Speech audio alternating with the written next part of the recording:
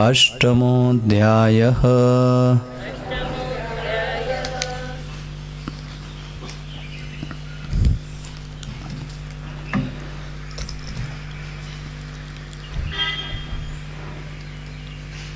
इसके पहले 7वें अध्याय में जिस विषय पे विशेष जोर दिया गया वो ये था कि पूरे जगत का जो कारण है वो मैं हूं। तो हम लोगों ने कोशिश की समझने की कि कारण का लक्षण क्या है।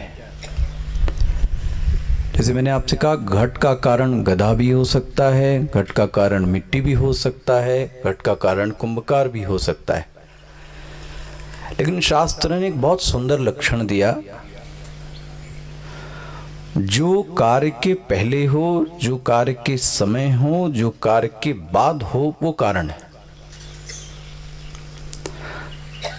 लहर के पहले जो था, लहर के समय में जो है, लहर के लय हो जाने के बाद में जो है, वो कारण है।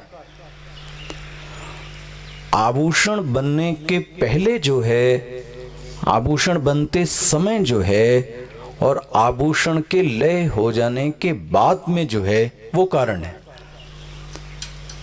इसी तरह से सृष्टि के होने के पहले जो है, सृष्टि के होते समय जो है, और सृष्टि के लय हो जाने के बाद में जो है, वो कारण है।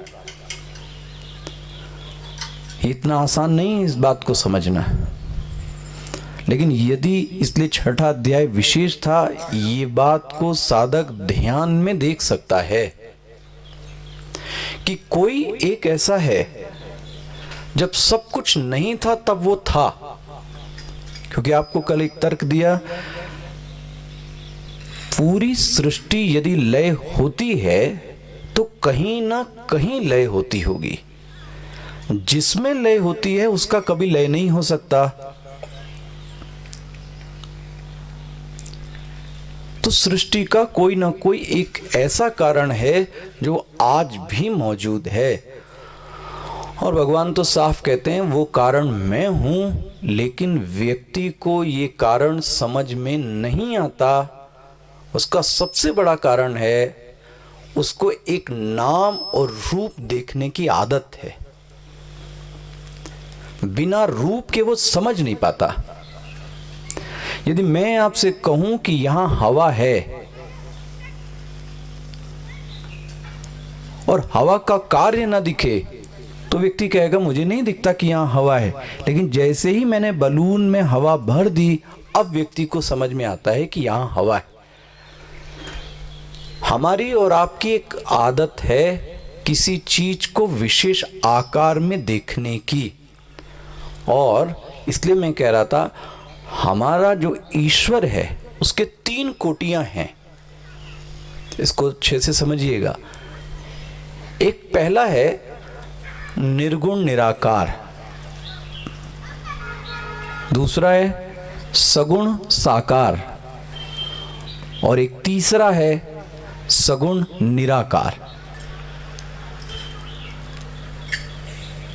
जिसकी बात मैं 2-3 दिन पहले कह रहा था। सबसे पहले क्लिष्ट समझे। एक ऐसा तत्व है जहां कोई गुण नहीं है, जहां कोई आकार नहीं है। उसको समझने की कोशिश कर रहे हैं, लेकिन एक छोटा सा एस्पेक्ट आपकी समझ में बहुत जल्दी आ सकता है कि यदि आप गलत कार्य करें तो अंदर से एक आवाज आती है कि ये कार्य गलत किया। हालांकि आपको किसी ने वो कार्य करते देखा नहीं। उदाहरण, यदि अभी आप आए और आते ही एक चप्पल इधर फेंकें, एक चप्पल उधर फेंकें, कुर्सी पे बैठने चलें तो एक कुर्सी को धक्का मारा, वो कुर्सी गिर गई। निकलते समय किसी को दिया तो किसी को धक्का मारा। अंदर से एक आवाज आती है कि आप गलत कर रहे हैं। किसी को आप शब्द बोल के देखिए, कोई देख नहीं रहा है ना। अब जिसको आप अपशब्द कह रहे हैं वो आपको कुछ कह रहा है, वर्ष आप गाली बकते जा रहे हैं, गलत कार्य करते जा रहे हैं, लेकिन थोड़ा शांत होकर अकेले में देखें तो एक अंदर से आवाज आती है और वो आपको स्पष्ट कह देती है कि आपने गलत किया। मैं ये पूछना चाहता था, ये आवाज कहां से आई और ये आवाज किसकी है? ये आवाज कहां आई, ये आवाज किसकी है? क्या ये आवाज भारत में है?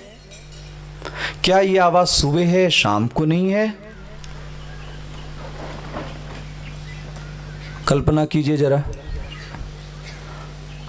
मतलब कितना भी गलत से गलत काम कर डाले, और उल्टा भी है, अच्छे काम करने के बाद आपको किसी ने शाबाशी न दी हो, लेकिन अंदर वाले ने आपको शाबाशी दी, यस वेल डन, बहुत अच्छा किया। इसलिए मैं आपसे बार बार इन दिनों में कह रहा हूं, दूसरे से आंख में आंख मिलाना आसान है, लेकिन अपने से आंख मिलाना बहुत कठिन है। ये जो एक शब्द बनाएंगे गिल्ट फीलिंग, इसका मतलब क्या?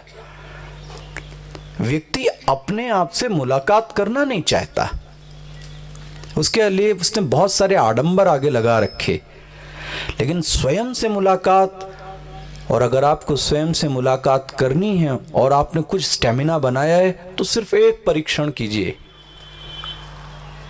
कुछ समय के लिए, आधे घंटे के लिए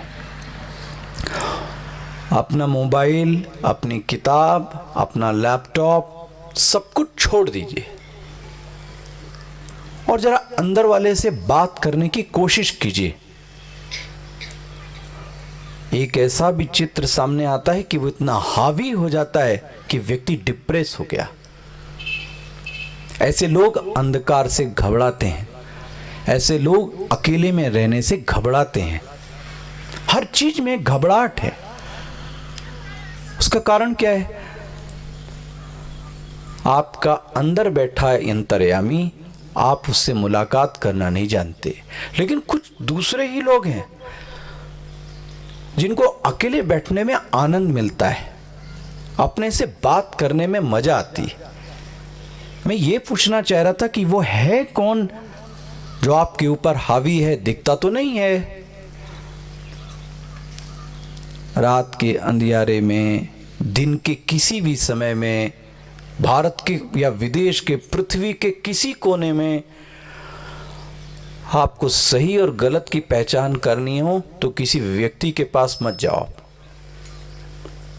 अंदर वाले से पूछें, वो आपको सही बता देगा आपने गलत किया कि आपने सही किया। और उसकी आवाज को यदि कोई फॉलो करे तो जीवन में कभी गलत फैसले नहीं ले सकता, और कभी उसको संतुष्ट कर ले तो उसको प्रायश्चित करने की आवश्यकता नहीं। अगर वो कह दे कि तुमने ठीक किया, जैसे मैंने कहा कि आप किसी को धक्का दे के देखें अंदर वाला क्या कहता है, ठीक किया। आपको अंदर वाला आवाज, यहां तक कि ये आवाज यदि आतंकवादी भी पूछे तो भी यही आवाज आएगी कि आपने गलत किया। साधक के लिए एक बहुत टॉर्च की लाइट के समान है ये अंतर्यामी। कोई कहीं ना मिले आपको और आपको ये पूछना हो कि मैं क्या करूं और क्या ना करूं, कौन इसका निर्णय देगा? तो एक ईश्वर है जिसका नाम बोला गया सगुण निराकार, जो कि आपको दिखा सकता है। इसलिए इसके पहले अध्याय में कहा गया हमको व्यक्त देखने की आदत है। मतलब मैं कहूं कि लोगों को घड़े देखने की आदत है, मिट्टी देखने की नहीं। लोगों को आभूषण देखने की आदत है, स्वर्ण देखने की नहीं।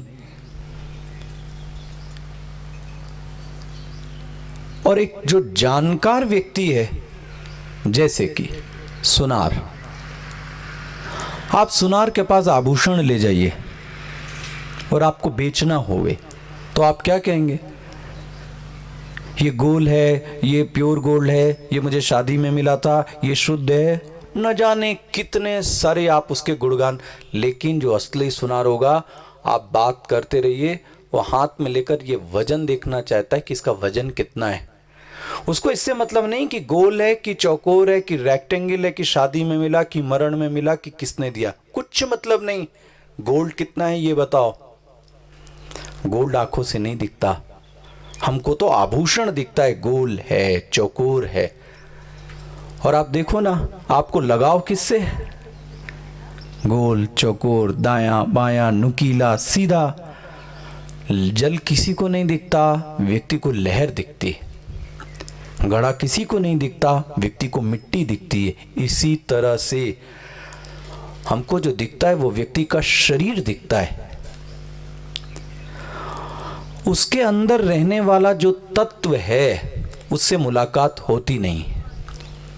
और आपसे ये भी बोलूं, जो शरीर को देखता है वो व्यक्ति बाद में रोता जरूर है, क्योंकि हमने जो संबंध बनाए वो शरीर देख के बनाए। चलिए ले चलिए आप एक कहानी की ओर। अष्टावक्र, अष्टावक्र के साथ हुआ क्या? सो कॉल्ड इंटेलेक्चुअल ग्रुप, जिसको मैं बार बार कह रहा हूं, जो आज समाज को अपने को बहुत पढ़ा लिखा कहता है और सबसे परेशान है। और ये कहूं कि जो पढ़ा लिखा है वो सबसे ज्यादा प्रॉब्लमेटिक पर्सन है, जो कहीं किसी से संतुष्ट नहीं, लेकिन अपने आप के ऊपर एक स्टिकर लगा रखा है, आई एम इंटेलेक्चुअल। क्यों है? आपके पास डिग्री है। उससे क्या हुआ? अभिमान बढ़ गया, विनम्रता खो गई, नींद चली गई, भूख चली गई, सिर्फ द्वेष, जलन, असंतोष, अतृप्ति 24 घंटे इस वातावरण में, और अपने आप को इंटेलेक्चुअल। ऐसे कुछ विद्वानों का ग्रुप था। अष्टावक्र भी गए, और जैसे ही अष्टावक्र उस सभा में प्रवेश करते हैं, क्योंकि आपको अष्टावक्र का नाम ही इसलिए पड़ा कि वो 8 जगह से टेढ़े थे, और विद्वान उनको देखते ही हंसने लगे। और आपको पता है वो विद्वान ब्राह्मण हो सकते हैं। अष्टावक्र ने जो राजा जनक को बोला, मुझे तो पता था ये विद्वानों की सभा है, ये तो चमारों की सभा है। ओहो, ये अष्टावक्र का कथन है। और राजा जनक भी आज क्या कह रहे हैं, ये इंटेलेक्चुअल ग्रुप है, ये पढ़ा लिखा समाज है जिसने आज तक समाज को दिशा दी है। अष्टावक्र कहते हैं नहीं नहीं नहीं, ये चमार है। नहीं नहीं, आप गलत कह रहे हैं। कहां से चमार है? जो चर्मकार है, जो चमड़े का काम करता है, उसकी निगाह किस पे है? बोलिए ना, हमारी और आपकी निगाह किस पे है?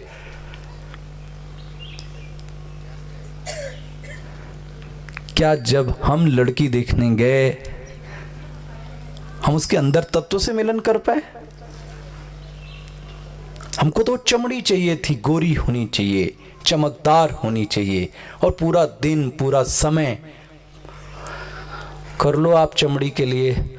लेकिन आपको चमड़ी देख के ले तो आ गए, लेकिन अंदर वाला जो तत्व था आपने उसको इग्नोर कर दिया। हमारा प्रातः से सायं तक का समय किस में जा रहा है? अगर इस चमड़ी और इस शरीर पर ही है तो बाद में तो बहुत दुख मिलने वाला है, क्योंकि जो समय था वो गंवा दिया।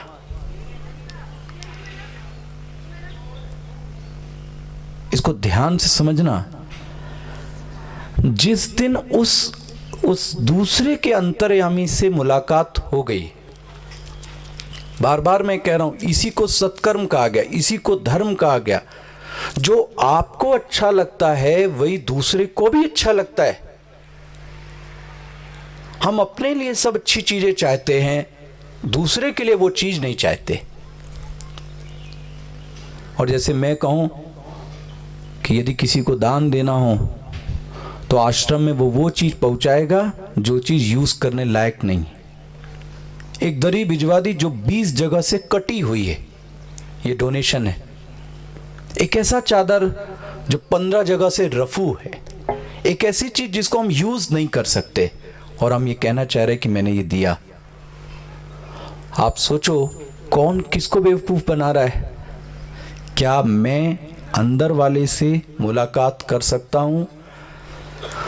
भगवान ने इसीलिए इसके पहले अध्याय में बोला, कुछ लोगों को व्यक्त ईश्वर देखने की आदत है, पकड़ना जरा, और जो ईश्वर वास्तव में है वो व्यक्त नहीं है, वो अव्यक्त है। थोड़ा इस वेदांत के प्रसंग को समझना। मैं बार बार कह रहा हूं, अव्यक्त मतलब नॉन मैनिफेस्ट, लेकिन नॉन मैनिफेस्ट का मतलब नॉन एग्जिस्ट नहीं है। नॉन मैनिफेस्ट का मतलब है मैं सेंस ऑर्गन से उसको रिसीव नहीं कर सकता, लेकिन रिसीव न करने के बावजूद भी वो चीज एग्जिस्ट करती है। फिर से समझिए, सेंस ऑर्गन से मैं उसको रिसीव नहीं कर सकता, लेकिन इसके बाद भी वो चीज एग्जिस्ट करती है। अगर ऐसी चीज है तो शास्त्र उसको बोलता है अव्यक्त। जैसे ही वो मेरी सेंस ऑर्गन्स का विषय बन गई, जैसे ये घड़ी, अभी आप इस घड़ी को क्या बोलेंगे? व्यक्त। क्यों? क्योंकि मैं इसको आंख से देख सकता हूं। लेकिन इस घड़ी को यदि मैंने छिपा लिया, अब मैं आपसे पूछूं कि घड़ी व्यक्त है कि घड़ी अव्यक्त, तो आप क्या कहोगे?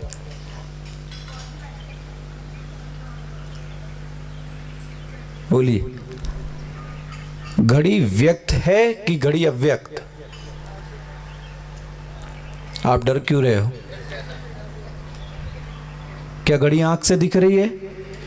बोले व्यक्त तो नहीं है, लेकिन घड़ी दिख नहीं रही, इसका मतलब घड़ी है नहीं क्या? घड़ी है, लेकिन मुझे नहीं दिख रही।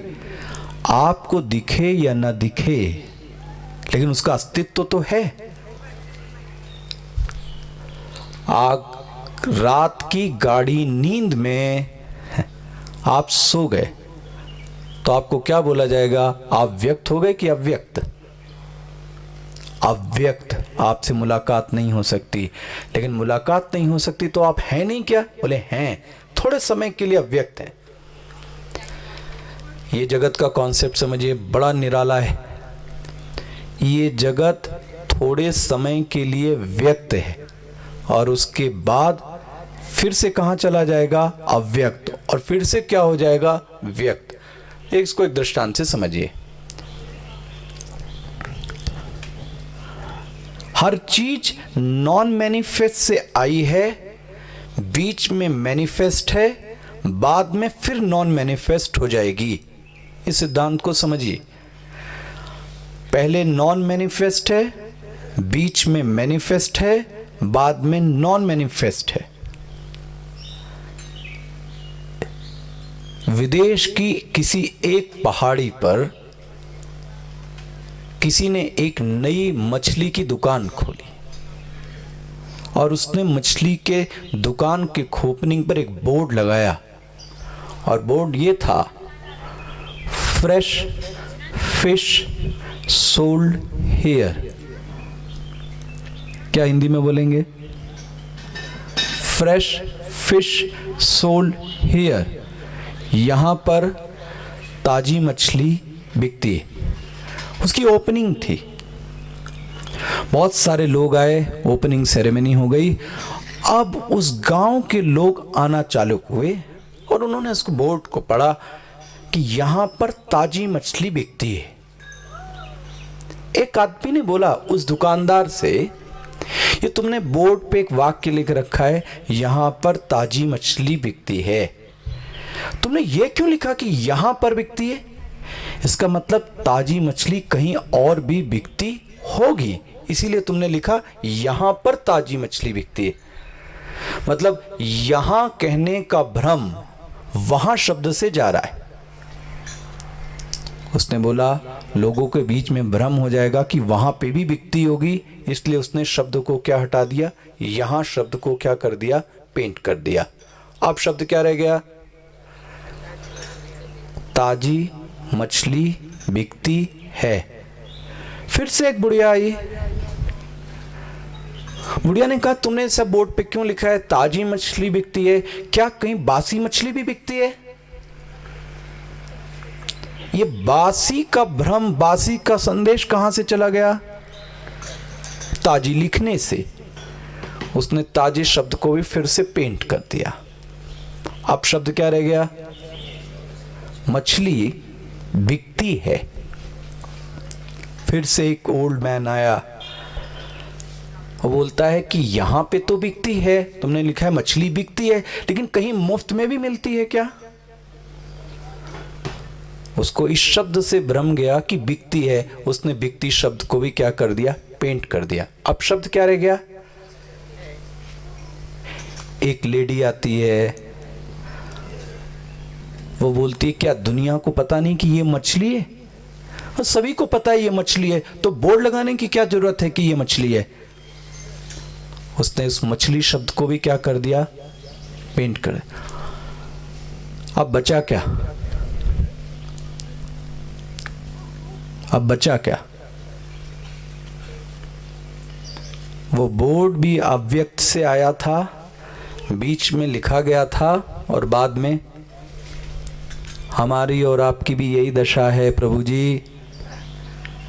अभी हम और आप व्यक्त हैं, कुछ वर्षों के बाद हम भी किस अवस्था में आएंगे, और उसके भी कुछ वर्ष बाद फिर से हम क्या हो जाएंगे। ये इसको बोलते हैं विद्वान लोग चला चली का मेला।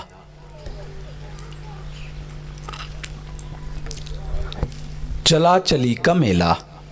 और इसको और संक्षेप में समझ लें, अभी व्यक्त हैं, रात में फिर अव्यक्त हो गए। अब एक प्रश्न किसी साधक ने पूछा, क्या मरने के बाद दोबारा जन्म होता है? क्या मरने के बाद दोबारा जन्म होता है? क्या कहेंगे आप? मरने के बाद दोबारा जन्म होता है या नहीं? आपका मुस्लिम धर्म इस बात को नहीं मानता, और हिंदू धर्म बहुत जोर दे के कहता है कि आपका पुनर्जन्म, आपका दोबारा जन्म होता है। जरा सिद्धांत को समझें कैसे। मान लें अगर मैं ये कहूं कि आपका जन्म नहीं होता है, तो फिर व्यक्ति के दिमाग में एक बात तो गई कि जितना मारो, जितना लूटो, जितना कुछ कर लो, क्योंकि आगे जन्म तो अब, तो समाज में कौन सी संहिता रह गई है? यदि अगला जन्म नहीं होना है तो आप जितना बलात्कार, जितना दुराचार कर लो, क्योंकि अगला जन्म तो होना ही नहीं। समाज में वैल्यू नाम की चीज कितनी रह गई? This is first. Now second,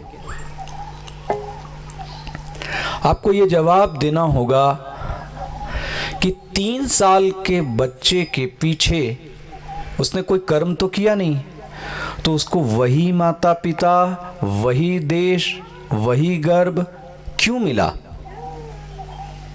कभी आपने सोचा हमको और आपको वही माता पिता क्यों मिले, दूसरे माता पिता क्यों नहीं मिले?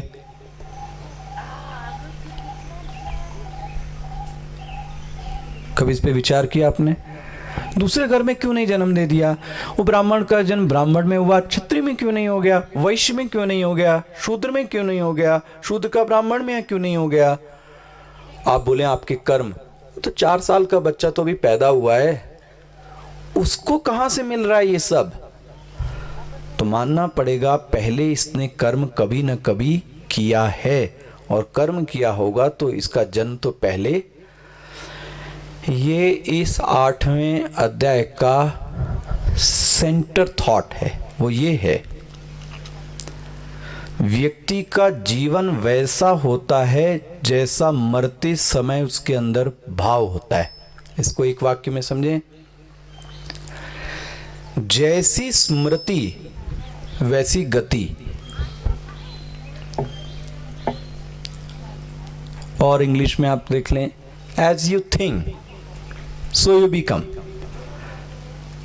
अभी भी आप इस नियम को, जैसा आप सोचते हैं, अगर अंदर से आप कुढ़ते हैं, जलते हैं, ईर्ष्या करते हैं, द्वेष करते हैं, तो आपके जो शरीर के चेहरे का आकार है, मुखमंडल है, वो भी वैसा ही बन जाता है। उस दिन भी मैंने बोला, बात गोरे की, बात काले की, बात सांवले की नहीं है।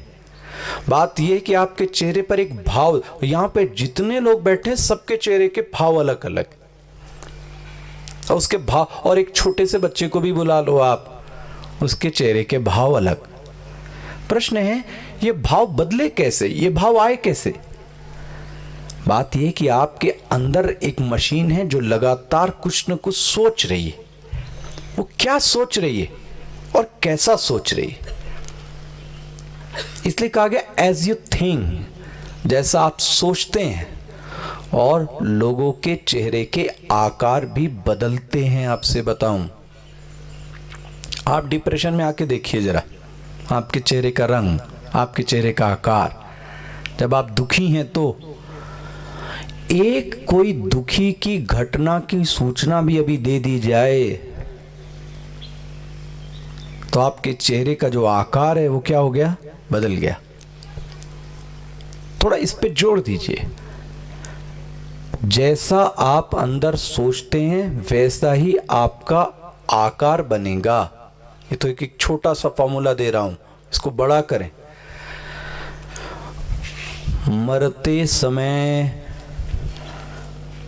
मरते समय जैसा आपका भाव चल रहा था, जो आप सोच रहे थे, जैसा आप सोच रहे थे वैसा ही आपका अगला जन्म। ये मैं नहीं कह रहा हूं, ये भगवान ने, कृष्ण ने साफ साफ गीता में करके रखा। तो साधक ने एक प्रश्न किया, अंतिम समय में क्या करना चाहिए? तो एक प्रश्न नहीं है जो आपने पहले पढ़ा, भगवान ने एक तरीके से शब्द बोल दिया था। वो अध्यात्म को जान जाता है, वो कर्म को जान जाता है, वो अधिदैव को जान जाता है, वो अधिभूत को जान जाता है। ऐसे ही प्रश्न प्रारंभ हुए।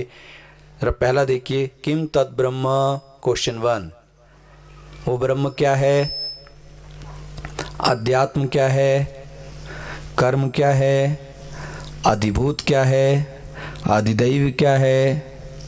और अंत में एक प्रश्न पूछा, ये सबसे प्रमुख प्रश्न है यहाँ का, वो ये है, प्रयाण काले च कथम। श्लोक नंबर 2,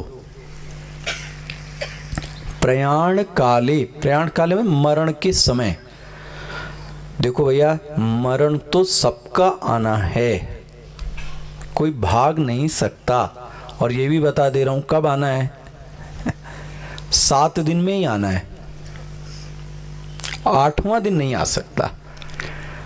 यही सोम मंगल बुध बृहस्पति शुक्र शनिचर रवि, यही होगा 7। अब वो 7 कब आएगा ये नहीं पता, लेकिन होगा ये 7।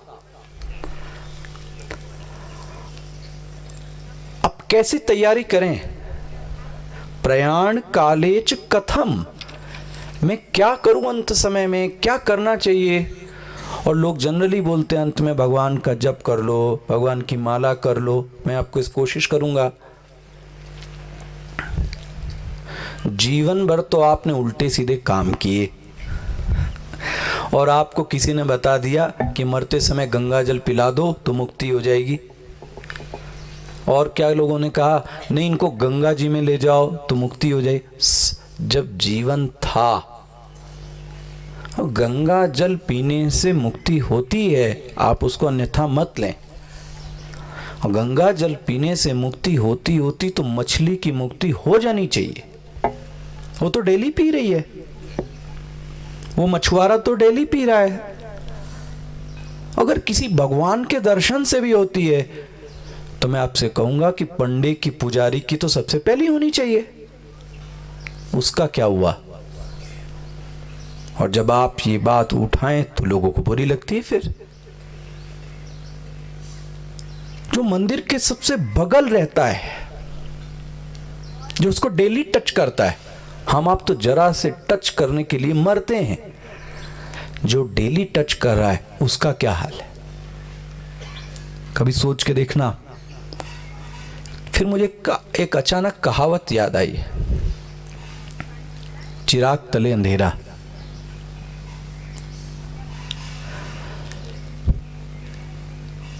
आज जो ज्यादा धार्मिक है वो सबसे ज्यादा चिड़ोकला व्यक्ति है।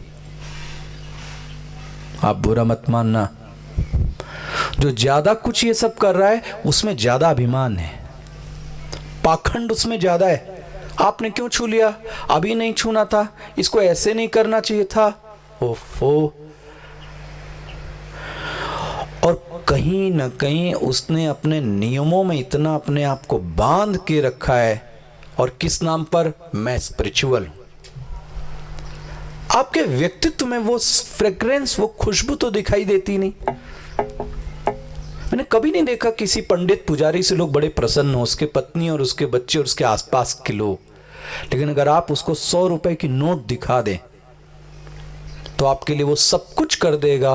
तो कभी ये प्रश्न आता है, सिर्फ भगवान से मिलन का मूल्य 100 रुपए है? बहुत सस्ता है मिलन भैया, लेकिन वो मिलन असली नहीं है जो 100 और 500 रुपए में हो जावे। आप किसी मिट्टी और कांसे की मूर्ति छू सकते हैं, उससे मुलाकात नहीं हो सकती। इसलिए बड़ा सजग रहना है। कैसे जीवन जिया जाए जो जीते जी आसान हो, और कम से कम मुझे ऐसा लगे कि मेरा अगला जन्म भी कैसा होगा, ठीक होगा। ये प्रश्न है बड़ा, इसके पहले बड़ा सभी टेक्निकल उत्तर है। अक्षरम ब्रह्म परमम। जो अक्षर है वो ब्रह्म है। अक्षर मतलब होता है जिसका नाश न किया जा सके। स्वभावो अध्यात्म उच्यते। जो स्वभाव है, स्वभाव मतलब स्वयं का भाव, जिसको स्पिरिचुअलिटी कहा गया, स्वयं की सत्ता, वो स्वभाव है। जिसने भूतों को उत्पन्न किया, उत्पन्न सदैव त्याग से ही हो सकता है। इस प्रोसेस को क्या कहा गया? विसर्गः कर्म संगितः। इसको कर्म कहा गया। अधिभूतम क्षरो भावः। जिसका क्षरण हो जाए वो अधिभूत है। जो इसके अंदर पुरुष रहता है वो अधिदैव है। और वो फिर से प्रश्न आ गया, मरते समय अंत में क्या करना चाहिए? और ये श्लोक देखिए आप, 5वां श्लोक को ध्यान से देखिएगा। एक एक शब्द, छोटा चैप्टर है ये। अंत काले च माम एव।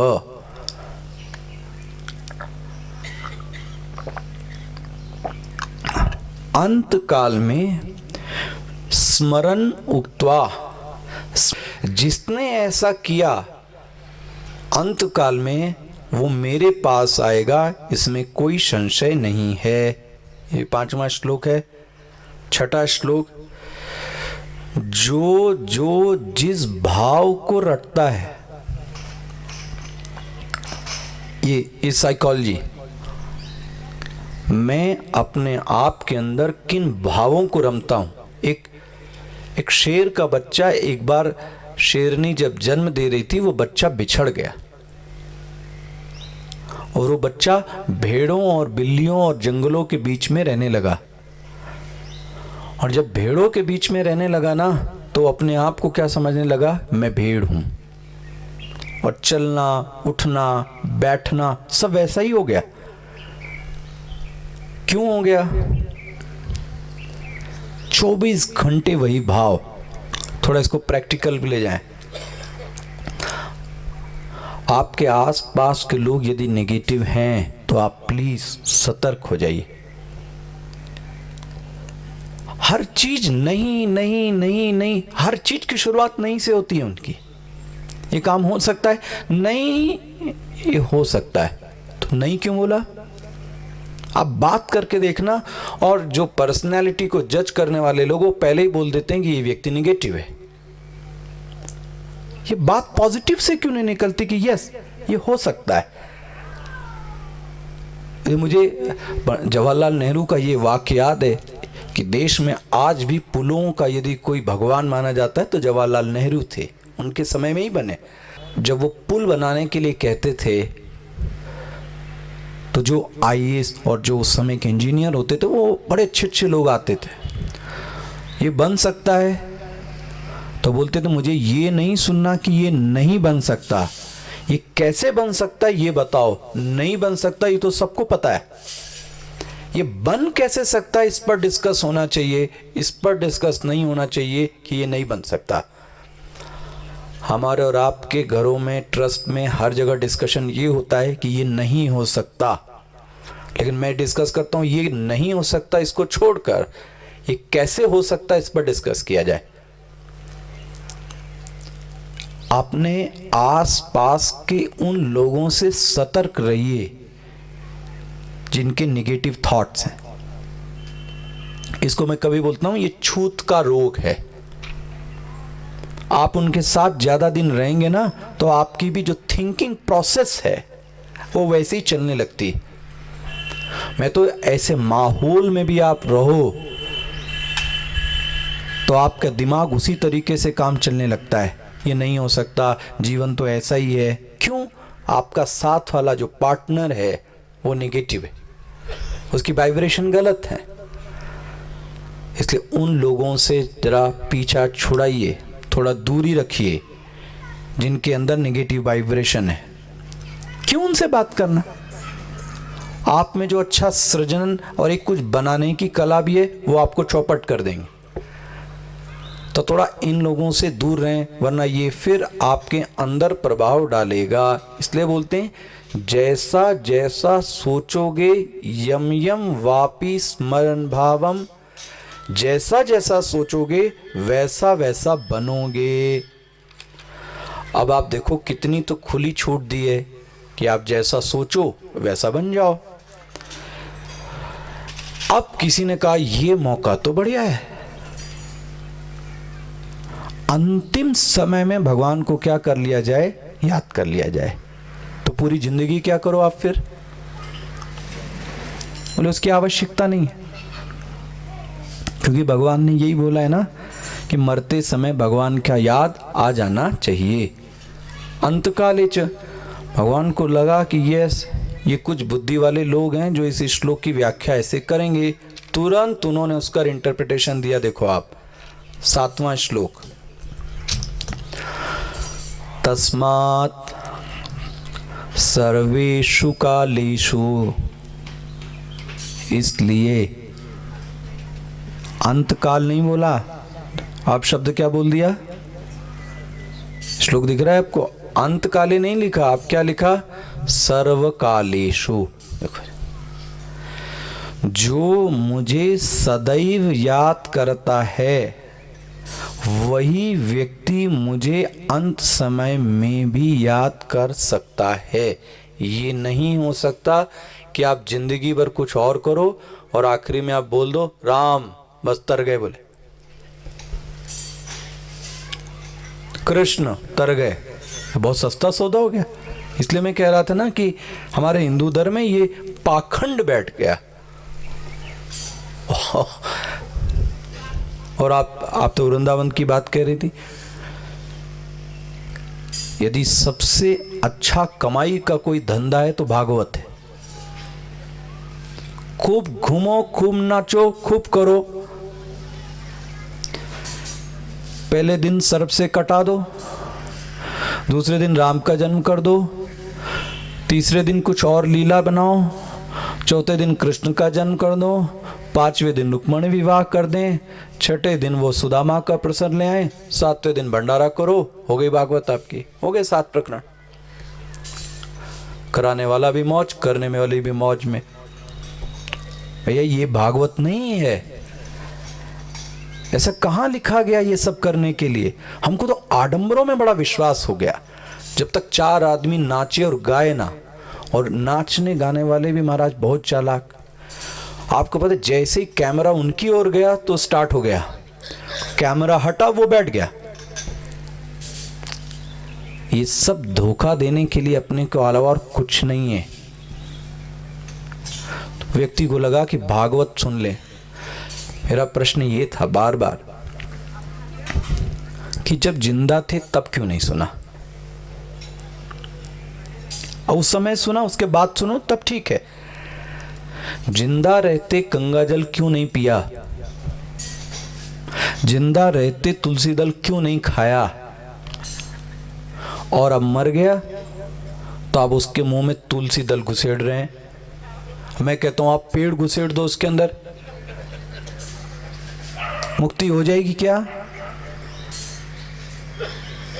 तो बहुत सस्ता सौदा है। फिर तो आप पानी का टैंकर की जगह गंगा जल का टैंकर लगा दो, आप चंदन की लकड़ियों में जला दो आप।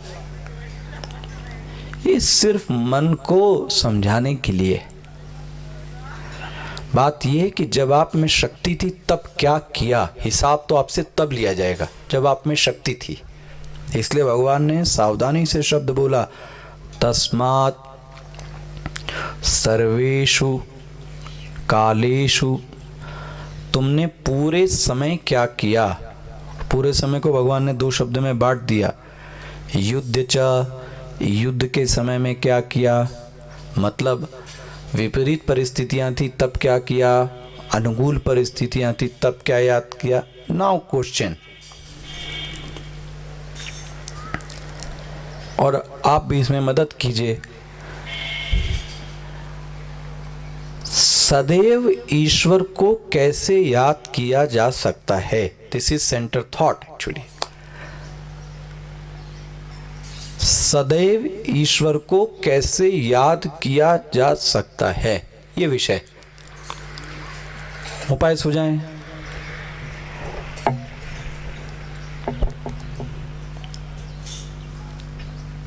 बोलिए भाई, सदैव कैसे याद किया जा सकता है?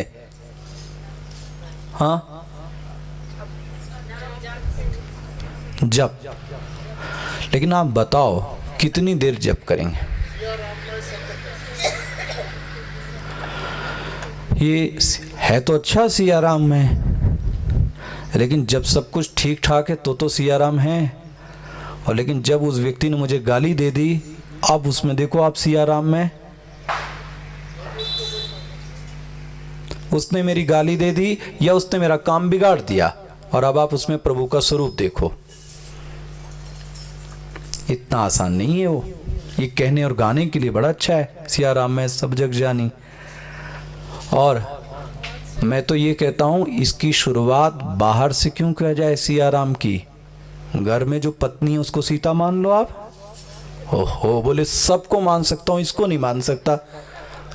लो जी, मतलब ये जगत से अलग है। नहीं, बोले मैं सबको मान लूंगा, पड़ोसी को नहीं मानूंगा। इसका मतलब कहीं दाल में काला है। तो रही जप, अच्छी साधना है, लेकिन प्रश्न ये कितनी देर तक जप करेंगे? 1 घंटा, 2 घंटा, 3 घंटा, 4 घंटे, इससे ज्यादा? Very good. इसका मतलब 24 घंटे मुझे क्या करना पड़ेगा? कर्म ना मिला वो भी छूट गया, but it's good. In options में सबसे अच्छा ऑप्शन तो यही है भी। और सो जाइए। हाँ, समर्पण हो नहीं पाता माता जी।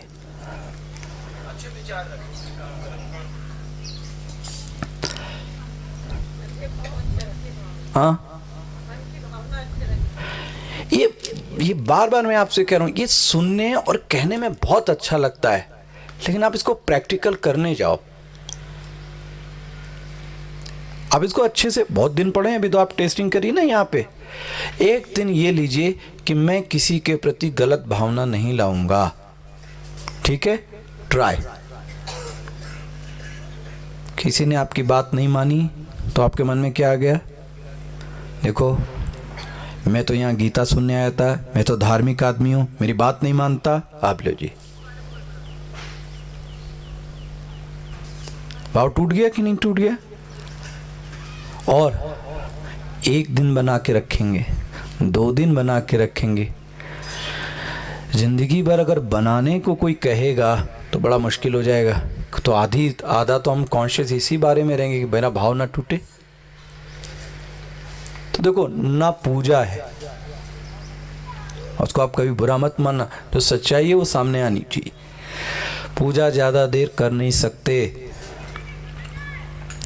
जप ज्यादा देर कर नहीं सकते, चिंतन ज्यादा देर कर नहीं सकते, सदैव क्या करें? तो किसी विद्वान ने एक बहुत सुंदर चीज बोली, सदैव याद रखने के लिए कौन सी ऐसी चीज है जो तुम्हारे पास सदैव है, पहले ये सोचो। जो सदैव है वो क्या है? क्योंकि कर्म तो सदैव है नहीं, भाव तो सदैव है नहीं, तो सदैव है क्या?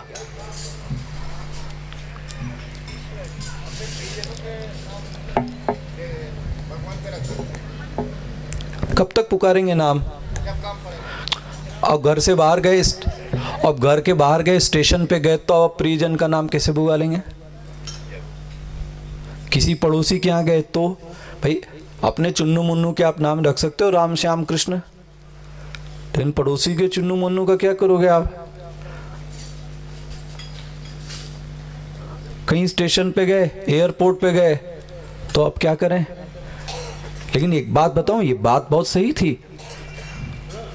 इसीलिए हमारे ऋषियों ने, हमारे बुजुर्गों ने, आपको पता है नाम सदैव किसका रखा था? ये तो हम सो कॉल्ड मॉडर्न लोग हैं ना, हम नाम रख रहे हैं ट्विंकल, हम रख रहे हैं गुड्डू, हम नाम रख रहे हैं पिंकी। अब इससे किसकी याद आएगी? गुड्डू और पिंकी से? ये तो हम ही ने सब काहे कल पलट रखी है। वो हमारे बुजुर्गों ने तो सब सही करके ही रखा था, उन्होंने अच्छे ही नाम दिए थे। लेकिन आप कहीं मिस्टर थॉमस के पास गए, आप कहां से याद करूं थॉमस को? मैं ओवैसी के पास गया, अब कहां से याद करूं? मुझे तो वही याद आएगा इसका चेहरा। इट्स डिफिकल्ट, क्योंकि एरिया आपने बड़ा लिमिटेड कर दिया। तो एक चीज है, सुबह से शाम तक कोई ना कोई परिस्थिति आपके पास है या नहीं है? थोड़ा इसमें निगाह मारी। सर्कमस्टेंसेस, विदाउट सर्कमस्टेंसेस क्या कोई है यहां?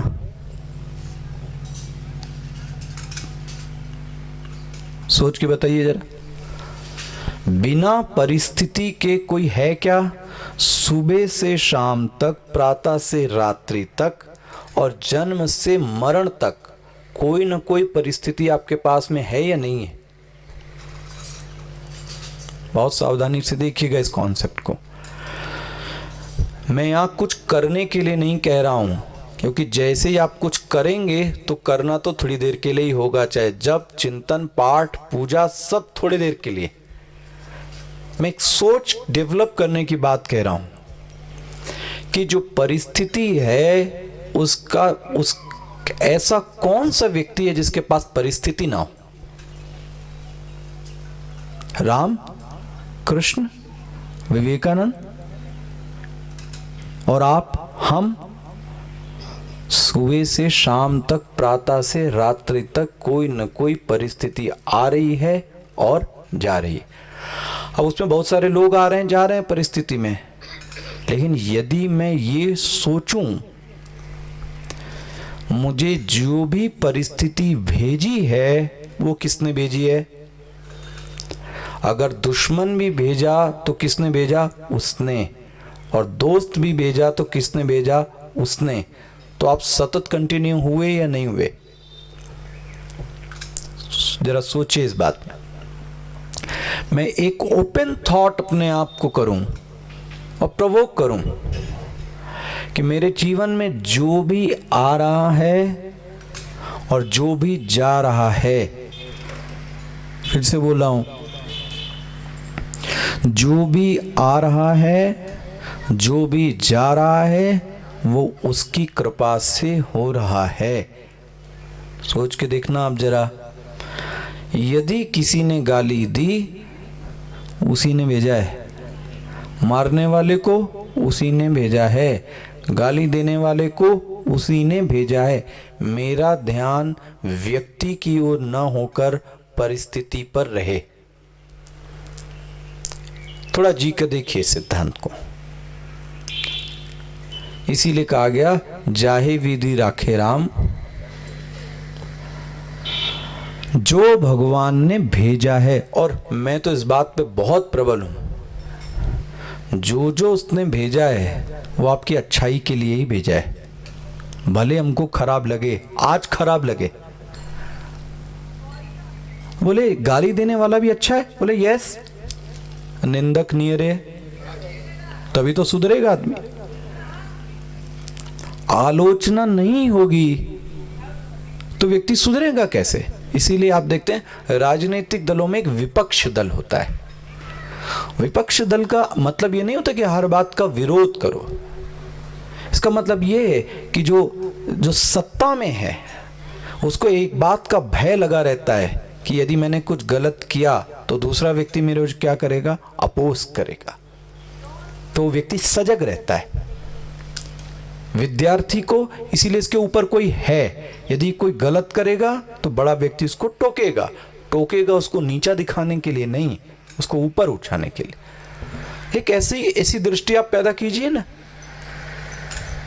हमने उल्टा बना रखा है, हमको कोई टोकेगा तो मुझे लगता है मेरी बेइज्जती करने के लिए कर रहा है, मुझे किसी ने नीचा कर दिया, ये मुझे नीचा दिखाना चाहता है। और उससे भी बड़ा एक थॉट, जब आप ये बोलते हैं ऑलवेज बी पॉजिटिव, इसका मतलब क्या नेगेटिव चीजें आपके पास नहीं आएंगी? आएंगी, लेकिन मेरा काम है उनको कैसे पॉजिटिव कन्वर्ट किया जाए। वैसे हमारे गुरुदेव ने कोटेशन लिखा, आपको किसी ने बहुत ईंट और पत्थरों से मारा, लेकिन एक पॉजिटिव व्यक्ति क्या करेगा? उन ईंट पत्थरों से किसी के लिए घर बना सकता है। जो लोगों ने उसको क्या किए? मारे।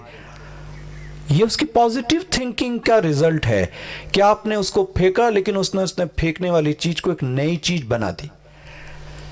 मैं ऐसे ही आपसे कह रहा हूं, आपके परिवार में भी अगर आपको कोई गलत बोल रहा है तो वो तो आप उसको छोड़ दो, मैं उस बात को कैसे सहूं ये आप सोचो ना। और ये एक बात पक्की है, जिस व्यक्ति ने जितना सहा है वो व्यक्ति उतना ही अच्छा बना है, और जिस व्यक्ति ने सहा नहीं है वो व्यक्ति आगे बढ़ नहीं पाया। सब आपके अनुसार होगा, ये कैसे हो सकता है? मैं तो कहता हूं एक परिवार में भी नहीं होता। आप देख लो, एक परिवार में भी 4 लोग एक बात का विरोध करते हैं, लेकिन विरोध करने का मतलब ये नहीं कि वो आपके दुश्मन है। शब्दों पर ध्यान से आप सुनिएगा, विरोध और दुश्मनी 2 अलग चीजें। कोई भी प्रस्ताव आवे तो क्या उसका विरोध नहीं करना चाहिए? विरोध होना चाहिए, लेकिन विरोध करने का अर्थ यह कि मैं उसका दुश्मन हूं। आपके बच्चे ने कोई चीज की, आपने उसका विरोध किया, लेकिन बच्चा ये सोचे कि ये मेरे दुश्मन है। नो नो नो, विरोध स्वाभाविक है। जहां 4 लोग होंगे वहां विरोध होगा, लेकिन हमारा आपका काम है कोई गलत चीज भी आपके पास आए तो आपको उसको मॉडिफाई करना आना चाहिए कि मैं इसको पॉजिटिव कैसे कन्वर्ट करूं। यदि कोई आपको कष्ट भी दे तो आप समझना ये मुझे मैच्योर बनाने के लिए है। सहना पड़े आगे और सहना, इसलिए अभी से इसने क्या करा दी? प्रैक्टिस करा दी। इसके अलावा आप रो लो और गा लो, इसके अलावा और कोई तरीका नहीं है। फिर से विषय पे लौटें। यदि मैंने परिस्थिति में उस ईश्वर को देख लिया कि जो भी सर्कमस्टेंसेस मुझे दी जाएगी वो मेरे लिए हितकर में होगी, और कभी ऊपर वाला गलत परिस्थिति आपके लिए भेजता नहीं, ये याद रखना। आप कुछ न कुछ आपको सिखाना चाहता है और हम सीखने से मना कर देते हैं। आप जानवर भी देखते ना, उसकी माँ बच्चे को फेंक देती है, और फेंकने का लक्ष्य नहीं कि बच्चे को चोट लगे, वो ये चाहती है कि बच्चा सीखे और बच्चा गिरता भी है तो माँ नहीं उठाती, क्यों? गिरने से ये सीखेगा। तो ईश्वर भी हमारे साथ कुछ चीजें ऐसी करता रहता है, किसी को मार दिया, किसी को उठा लिया, किसी चीज से कोई वापस ले ली, किसी को कुछ दे दिया। हमारा काम है हम उसको पॉजिटिव वे में कैसे कन्वर्ट करें, तब जाके ये श्लोक घटित हो सकता है। तस्मात् सर्वेषु कालेषु माम अनुस्मर, माम अनुस्मर, यही नहीं, युद्ध च मयि अर्पित मनः बुद्धि। देखो, दो चीजें हैं एक्चुअली में। पर्सनालिटी के 3 लेयर हैं, एक है फिजिकल, एक है इमोशनल, एक है इंटेलेक्चुअल। शरीर, मन और बुद्धि, इन तीनों के अलग अलग काम देखो आप। शरीर आपके सामने, लेकिन मन, मैं मन से क्या सोचता हूं, हो सकता है, ध्यान रखना, शरीर से हाथ जोड़ रहा हूं, मन से नहीं जोड़ रहा हूं। ये संयम, ये संभव है। इसलिए भगवान बोलते हैं मयि अर्पित मनः, मयि अर्पित बुद्धि। भावना और विचार दोनों भगवान कहते हैं मुझे दो, तब जाके सर्वेषु कालेषु की शर्त घटेगी। भगवान इतना आसान नहीं है ये सर्वेषु कालेषु, इसलिए भगवान नेक्स्ट बोलते हैं अभ्यास योग युक्तेन। अर्जुन, इतना आसानी नहीं है सदैव याद कर लेना, इट नीड्स प्रैक्टिस, अभ्यास। देखो, अभ्यास का मतलब आप समझना, 2 चीजें होती है अभ्यास में, लॉन्ग टाइम एंड कंटिन्यूअस।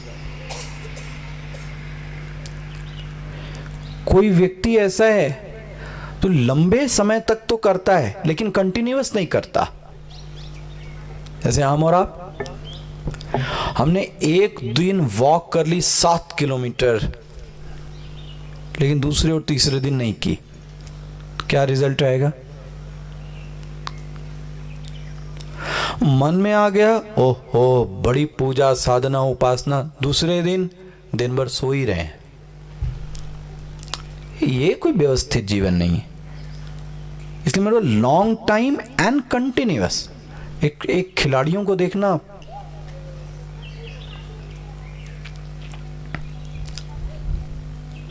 आपके आर्मी के लोग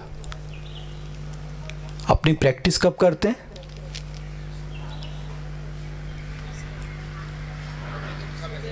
वॉर टाइम में, पीस के समय वो वॉर की प्रैक्टिस करते हैं जब लोग सो रहे होते हैं। वॉर के समय तो लड़ना ही है, तो लड़ने का अभ्यास कब? जब शांति का समय, जब सब कुछ शांत है, तब वो अभ्यास करते हैं। कोई देखिएगा पागल है, प्रैक्टिस कर रहा है अभी से, अभी कहां युद्ध हो रहा है? युद्ध ऐसे आपसे पूछ के आएगा, युद्ध बता के आएगा, युद्ध अचानक आएगा। हाँ जी, सेम ऐसे ही आपके भी पर्सनल लाइफ में है। आपके ऊपर अटैक एक दिन में नहीं आएगा, अचानक एकदम से कोई अटैक आएगा। अगर आपने प्रैक्टिस करके रखी है, देन आप स्ट्रगल कर लोगे। देखना, एक कमांडो प्रैक्टिस तब करता है जब सब सोए हैं और सोए के साथ देश में शांति का माहौल है, तब वो वॉर की प्रैक्टिस करता है। वॉर के समय में वॉर की प्रैक्टिस नहीं हो सकती।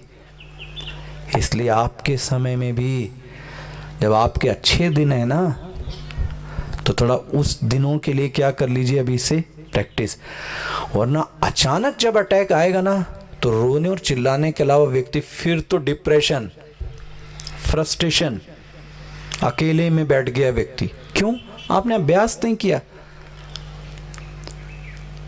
ऐसे कई लोग अंतिम समय में आते हैं, स्वामी जी, गुरु जी, गीता पढ़ा दीजिए, गीता सुना। क्या मिलेगा पढ़ने से? आपकी पूरी जिंदगी तो बीत गई, तो आपने कुछ किया नहीं। अब आखिरी समय में आपके पैर कब्र में झूल रहे हैं, अब आपको गीता पढ़ने की पड़ी है। सोच के देखो आप। मैं कभी इस चीज को कह रहा था, ये घूमना ये अध्यात्म एक हमारे यहाँ ये एक क्या कहा जाएगा, एक मिसफायर ही कर दिया लोगों ने। अध्यात्म तो बुढ़ापे की चीज है। वाह, अच्छा जी, मान लिया आपसे जमीन में बैठा जाएगा ध्यान के लिए, आपसे पैदल चला जाएगा, कहीं का खाना खाया जाएगा, भूखे रहा जाएगा, ना आप खड़े हो सकते हैं, ना आप बैठ सकते हैं, ना ज्यादा परिक्रमा कर सकते हैं, ना कहीं कैंप में जा सकते हैं। सोच के देखो आप, अध्यात्म में इसका मतलब क्या।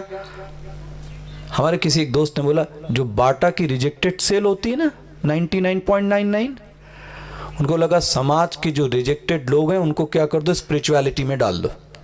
अरे आप करोगे क्या वहां?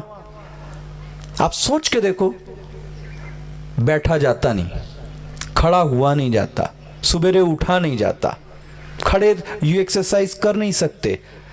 अब बोले स्पिरिचुअलिटी में आएंगे, करोगे क्या यहां आके? और सही नहीं रहा तो प्रवचन में व्यक्ति को नींद अच्छी आ गई, लो जी। तो ये जरूर है कि आप गोली ना खा के सो, मेरी बातें सुन के सो जाओ, तो धन्य है मेरा भी प्रवचन। फिर ये सब फंडे सब दिमाग के हैं। जब आप फिट नहीं, आप किसी काम के नहीं हो। और जब फिट हैं, इसलिए मैंने कहा जब पीस का टाइम है, स्ट्रगल तब कीजिए। जब आप स्वस्थ हैं, दौड़ने का अभ्यास तब कीजिए, एक्सरसाइज की प्रैक्टिस तब कीजिए जब आप स्वस्थ हैं। इसलिए जब आपके जीवन में जब शांति है, तो अशांति से लड़ने के तरीके तब सीखिए, तब जाके आप उस समय कर पाएंगे। तो फिर से इस श्लोक को देखना, अभ्यास योग युक्तेन। बोले मेरा मन बहुत भटकता है स्वामी जी। वो इसलिए भटकता है क्योंकि प्रैक्टिस नहीं है। एक बच्चा हाथ खोल के साइकिल चला लेता है, एक दिन में नहीं, इट नीड्स प्रैक्टिस। तो आपको अध्यात्म में बिना प्रैक्टिस हुए कहां से 60-70 साल तक तो आपने कुछ किया नहीं, और आज आप एक बार ध्यान में बैठे और आशा क्या करते हैं, मेरा बस ब्रह्मरंध्र में ही ध्यान लग जाए। जो 40 साल से प्रैक्टिस कर रहे हो पागल है। No no no, it's need long time, continuous effort. अभ्यास योग युक्तेन चेतसा न अन्यगामिना। अगर आपने प्रैक्टिस अच्छी की है और ट्रेन्ड है, माइंड ट्यून्ड है, तो दिमाग इधर उधर नहीं जाता। और परमम पुरुषम दिव्यम, अब वो सोचना चालू करता है। देखो अभी भी आप ये कर लो, यदि आपको सोचने का अभ्यास नहीं है, ये भी एक कला है, आपसे बताऊं, जो मन में आए वो सोचना, जो मन में आए वो बोलना, इसके लिए भी आपको एक ट्रेनिंग के एफर्ट्स की जरूरत है। एक पर्टिकुलर विषय पे बोलिए, डेप्थ में बोलिए, एग्जैक्ट वर्ड लीजिए, उन वर्ड्स को यूज कीजिए जो कम्युनिकेशन के लिए अच्छे हो सकें, एंड समय पर उसको लैंड कराया जाए और समय पर उसको उठाया जाए। नहीं हमें जो, इसलिए आप वक्ता लोगों से लोग परेशान भी हो जाते हैं, क्योंकि ज्यादातर लोगों को भय रहता है अगर वक्ता ने एक बार माइक पकड़ लिया तो छोड़ते ही नहीं, मैंने देखा है। और उनको चिट भी भेजो, आपका समय समाप्त हो गया है, तो वो बोलता भी है मेरे पास चिट आई है, मेरा समय समाप्त हो रहा है, लेकिन चिट भेजने का कारण क्या है? फिर लेकिन बोल दिया आपने। इसका मतलब इसकी प्रैक्टिस नहीं है, इसको जो एफर्ट्स करना चाहिए अभी वो नहीं कर पाया। इसलिए मैं कहता हूं आप तो एक विषय लीजिए। मैंने आपको एक विषय दे दिया पुनर्जन्म, मैंने आपको एक विषय दे दिया नॉन मैनिफेस्ट, मैंने आपको एक विषय दे दिया नॉन एग्जिस्टेंस। जरा सोच के देखिए, और 10 मिनट में आप उसको कंपाइल कीजिए।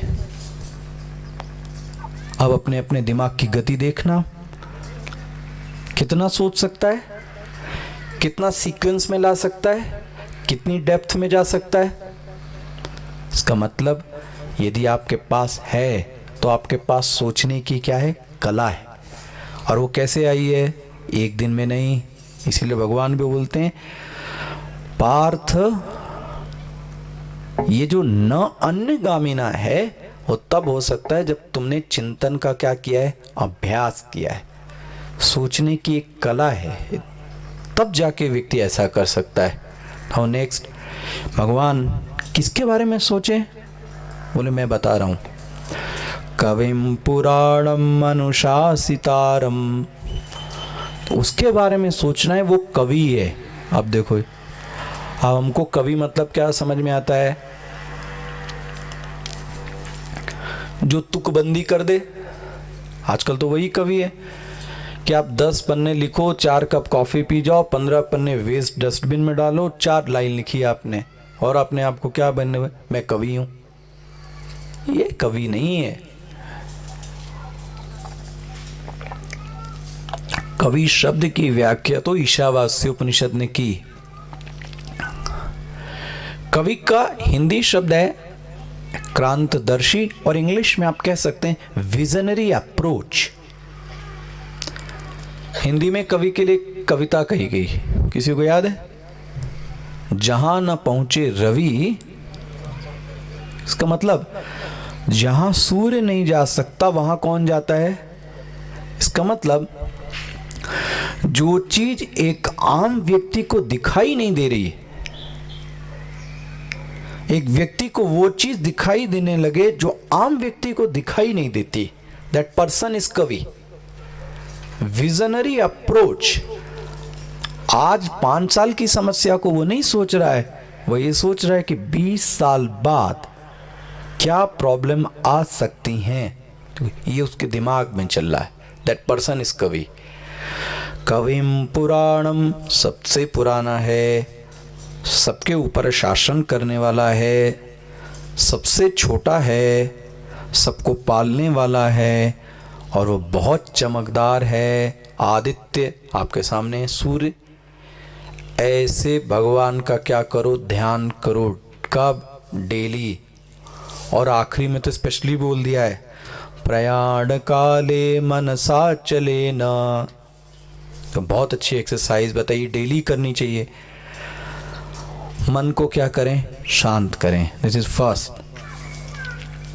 कैसे शांत करें, ट्रिक बता दी, भक्त्या युक्त योग। ये ट्रिक है इसकी। भक्ति के से शांत कर लो, योग से शांत कर लो, किसी भी विधि से मन को क्या करो, शांत करो। मन को शांत करने का मतलब मन में बहुत सारे थॉट्स नहीं आने चाहिए। चंचल का मतलब ही यही। जब आप बोलते हैं कि बच्चा चंचल है, चंचल है मतलब क्या, एक समय में नंबर ऑफ थॉट्स, यहाँ जाना वहाँ जाना, ये भी उठाना ये भी उठाना। तो बच्चा तो दिख रहा है, आपका अपना दिमाग के बारे में क्या ख्याल है। अभी यहाँ पे भी बैठे हैं, चाय की भी याद आएगी, कल की याद आएगी, परसों की, यहाँ भी जाना वहाँ भी जाना, ये भी करना वो भी करना। इसका मतलब आप कैसे हैं, चंचल। तो क्या बोला, मन को पहले क्या करो, शांत करो। फिर भ्रुवोः मध्ये, ये भ्रुवें हैं आपकी, भौएं, इनके बीच में जो सेंटर पॉइंट है, जहाँ बिंदी, जहाँ ये चंदन, ये जो पॉइंट है, इस पे आंख बंद करके प्राणायाम करके मन को क्या करते हैं, यहाँ लाने की कोशिश करते हैं। और यहाँ से व्यक्ति ब्रह्मरंध्र की ओर ले जाता है। सतम परम पुरुषम उपैति दिव्यम। और धीरे से उसने अपने प्राणों को क्या कर दिया, छोड़ दिया। आपको एक और अच्छी बात बताएं, साधारण व्यक्ति के प्राण यहाँ से देते हैं, आँख से, तो इसलिए देखते हैं ना, आँख खुली रह जाती है। जनरली जीव के जो प्राण है वो यहाँ से जाते हैं, लेकिन जो योगी व्यक्ति, उसके प्राण कहाँ से जाते हैं, ये ब्रह्मरंध्र से। इसीलिए आपके पूर्वज कहते थे, किसी के सर पर मत मारो, ये है मूल हिस्सा, जहाँ पे आप तेल डालते हैं जिससे सभी को मिलता है, उसको बोलते हैं ब्रह्मरंध्र। यही ये सिर का मूल हिस्सा है। और जब व्यक्ति मर जाता है तो उसको पता है एक कपाल क्रिया करनी होती है ना। तो कहाँ करनी होती पता है? बड़ा क्रूर, थोड़ा अजीब सा है।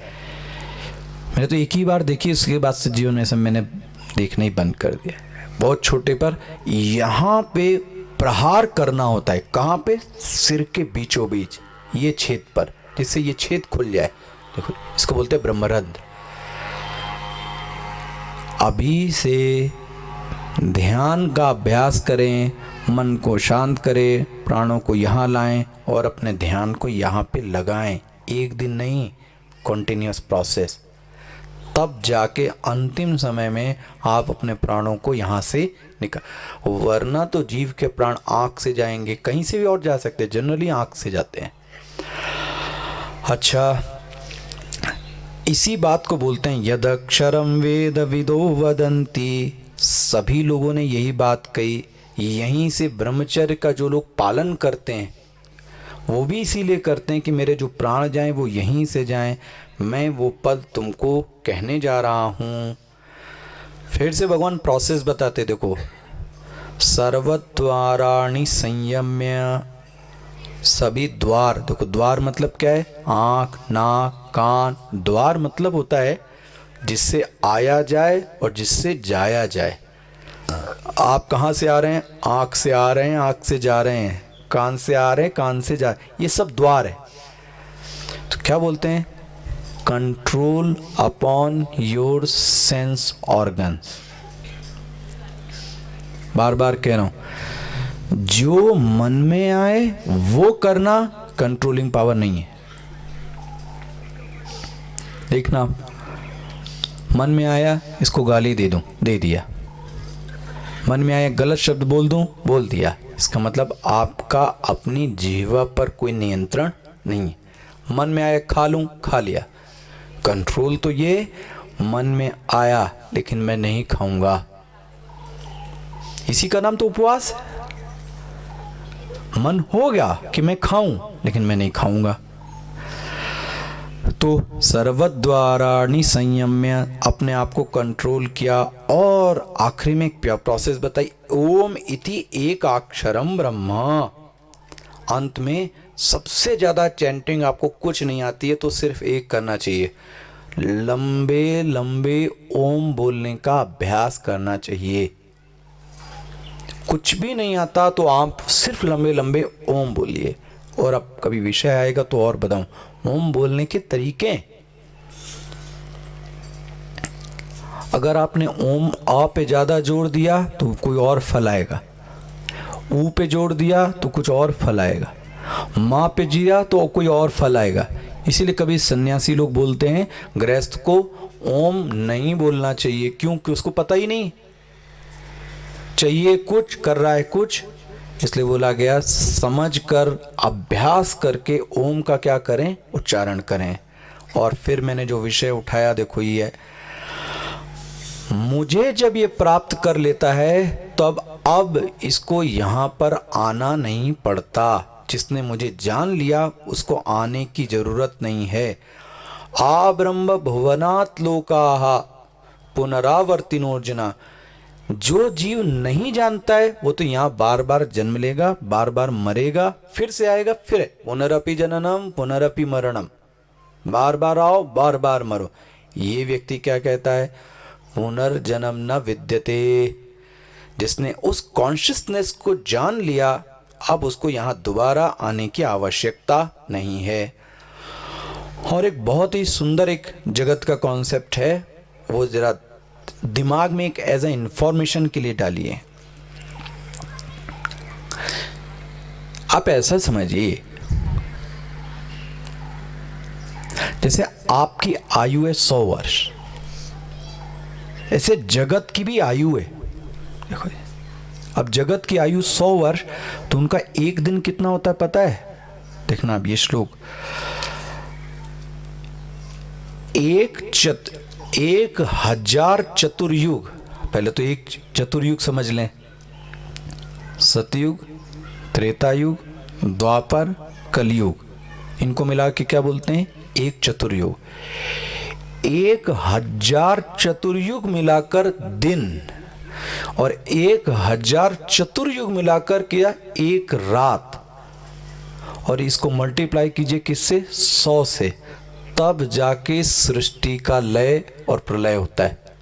कैलकुलेट कर लीजिए, अब जिसके पास कैलकुलेटर हो करिएगा। और एक चतुर्युग में मेरे पास जितना कर 44,20,000, ये सिर्फ दिन है, और इसको मल्टीप्लाई कीजिए तो एक दिन हो गया, जस्ट डबल। 100 से मल्टीप्लाई कर दीजिएगा, ब्रह्मा जी की इतनी आयु है, सोचो आप। इसलिए कहते हैं जो आपको यहां दिख रहा है वो सत्य नहीं है। इतनी जल्दी लो सृष्टि आ गई, लय हो जाएगा, वो एक टीवी चैनल है, उसको यही एक काम रहता है, आने वाली है प्रलय, प्रलय में क्या हो, अरे तुमको कैसे पता कब प्रलय आ रही है? और प्रलय के लिए भी जमीन अलर्ट अभी से हो रही है आकाश पर, न जाने कब मरोगे, उसके बाद क्या जन्म लोगे, कौन सी जमीन मिलेगी। लेकिन खाली जो व्यक्ति बैठा है ना, उसको ये सब कैलकुलेशन में मजा आ रही, कब क्या होगा। तो आप इतना कैलकुलेशन करो कि 44,20,000 को 2 से मल्टीप्लाई करें, जो आए उसको 100 से मल्टीप्लाई करें, वो बराबर होगा ब्रह्मा जी की आयु। इसलिए क्या बोलते हैं भगवान, सृष्टि व्यक्त होती है, सृष्टि ऐसे ही अव्यक्त होती है। और एक आखिरी कॉन्सेप्ट और दिया, ये लोगों को बड़ा चार्म है इसको आप बोलते हैं उत्तरायण और दक्षिणायन। ठीक है, कभी कभी बहुत सारे इसको नाम दिए गए आप अलग अलग शास्त्रों में, ध्यान रखिए। एक तो ये बताया गया उत्तरायण जब सूर्य उत्तर में है, जिसमें भीष्म पितामह ने प्राण त्याग दिए। श्लोक आपको दिखा दे रहा हूं, 23वां, 24वां और 25वां श्लोक मिल रहा है। यत्र काले तु अनावृत्तिम, इसमें मर जाने पर व्यक्ति को दोबारा नहीं आना पड़ता। कौन सा है? बोले 24वां श्लोक, इसको बोलते देवयान। अग्नि, ज्योति, अब ये सब एक ही के सिंबल हैं।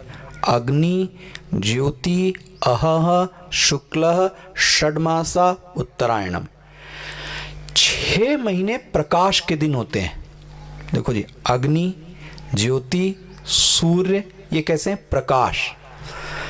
जब इन 6 महीने में कोई मरता है तो भगवान बोलते हैं उसको वापस आना नहीं पड़ता। तत्र प्रयाता गच्छन्ति, तो वो सीधे किसके पास गया? ईश्वर के पास। लेकिन दूसरा कौन सा है? 25वां, धूमः रात्रि कृष्ण षड्मासा दक्षिणायनम। 6 महीना कैसा है? दक्षिणायन। इसमें बोले गया तो व्यक्ति को क्या होना पड़ेगा? वापस आकर फिर जाना पड़ेगा। अब किसी के मन में प्रश्न आएगा तो मैं कब मरूं फिर? तो आपके सोचने से आप मर पाओगे क्या उत्तरायण दक्षिणायन? मान लें किसी ने बड़े अच्छे काम किए और मर गया दक्षिणायन में, तो अब क्या उसको वापस आना पड़ेगा? इसका सांकेतिक अर्थ समझना चाहिए। जिसके जीवन में प्रकाश है, अच्छे कर्म है, ज्योति है, कुछ आत्मविश्वास है, उसको वापस नहीं आना पड़ता। लेकिन जिसके सदैव संशयी है, सदैव लोभ ही जागृत है, हर चीज में एक लोभ, हर चीज में एक संशय, कहीं आपके शरीर पर, वाणी पर, व्यक्तित्व में तेज नाम की कोई चीज है ही नहीं, तो व्यक्ति क्या बोलते हैं? जैसे धुआं होता है ना, ऐसे ही इसका चेहरा है, कुछ साफ सुथरा नहीं है, कोई प्रकाश नहीं। ऐसा व्यक्ति जब मरता है तो इसको फिर से क्या आना पड़ेगा? दोबारा आना पड़ेगा। वेद में तो इसके बारे में बहुत अच्छा निरूपण है। तो आप याद रखिए, आपके जीवन के 2 पक्ष हैं।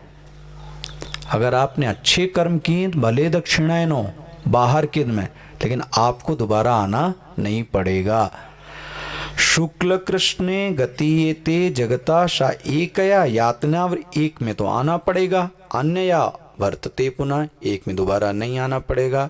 भगवान बोलते हैं, कंक्लूड करते हैं, इसलिए मैं कहना क्या चाहता हूं अर्जुन, तस्मात, देखो कैसे ये होता है लेक्चर डिलीवर करने का ढंग। कहां से स्टार्ट किया, पूरे अध्याय को बताते हुए कंक्लूड करते, तस्मात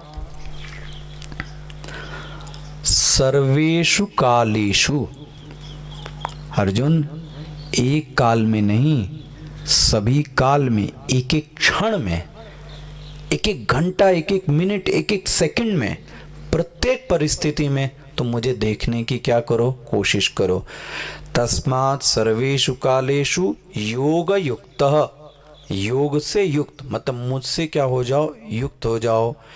वेदेषु यज्ञेषु तपस्सु चैव, योगी पुरुष इस तत्व को जानकर वो वहां जाता है जो दान करने से फल मिलता है उससे ऊंचा है।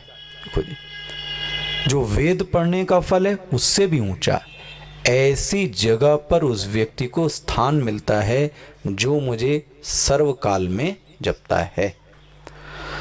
दोस्तों 8वां अध्याय यहीं पर समाप्त होता है और इसका नाम क्या रखा गया, इसीलिए अक्षर ब्रह्म, क्योंकि पहला भगवान ने शब्द बताया था अक्षरम ब्रह्म परमम। तो अब कल के सत्र में देखेंगे हम लोग 9वां अध्याय। आइए आरती करें।